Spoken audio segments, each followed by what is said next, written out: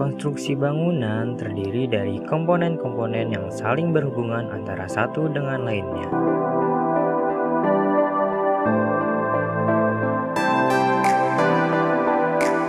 Dan pada kesempatan ini, kita akan mempelajari salah satu komponen bangunan tersebut, yaitu pondasi, khususnya pondasi kelapa.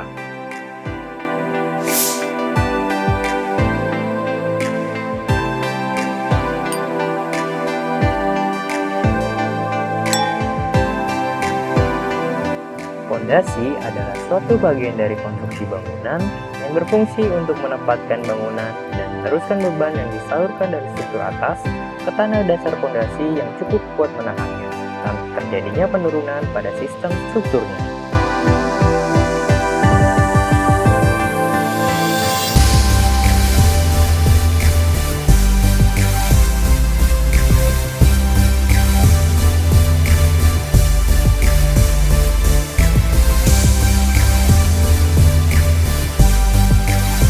Pondasi bangunan dipilih yang sesuai dengan kondisi tanah dasar dan konstruksinya harus cukup kokoh dan kuat.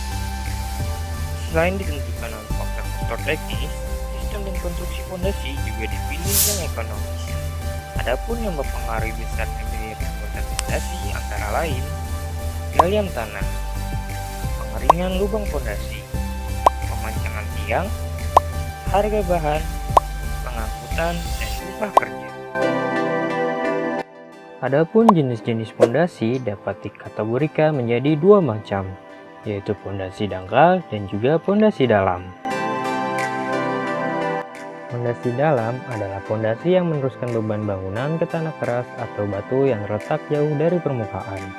Jenis pondasi yang satu ini biasa digunakan dalam membangun bangunan bertingkat. Pondasi dalam biasanya dipasang pada kedalaman lebih dari 3 meter di bawah elevasi permukaan tanah. Pondasi dangkal biasanya digunakan dalam proyek pembangunan yang lebih sederhana. Selain itu, pondasi yang ini dibuat tak jauh dengan permukaan tanah. Pada umumnya, kedalaman pondasi dibangun kurang dari sepertiga dari lebar pondasi dengan kedalaman kurang dari 3 meter. Dan dari kedua jenis pondasi tersebut, kita akan mempelajari pondasi yang dapat diterapkan pada pondasi dalam maupun pondasi dangkal, yaitu pondasi tapak. Pondasi tapak digunakan untuk mendukung beban titik individual seperti kolom struktural. Jenis pondasi ini biasanya terdiri dari lapisan beton bertulang dengan ketebalan yang seragam.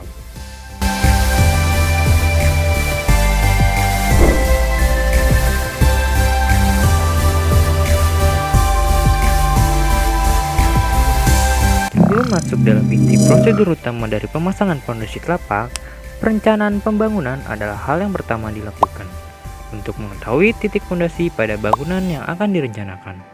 Perencanaan pembangunan dapat berupa dari denah bangunan.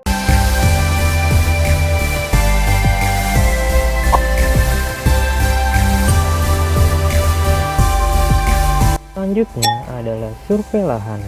Dilakukan untuk mengetahui luas lahan dan juga batas-batas lahan.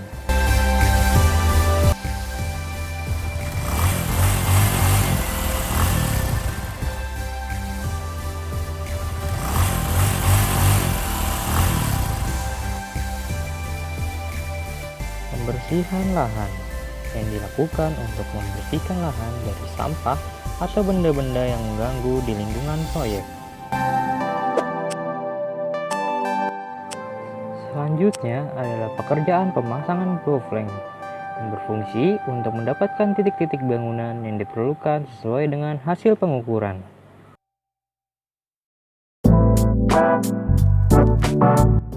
Dan berikut ini adalah prosedur inti dari pemasangan pondasi tapak.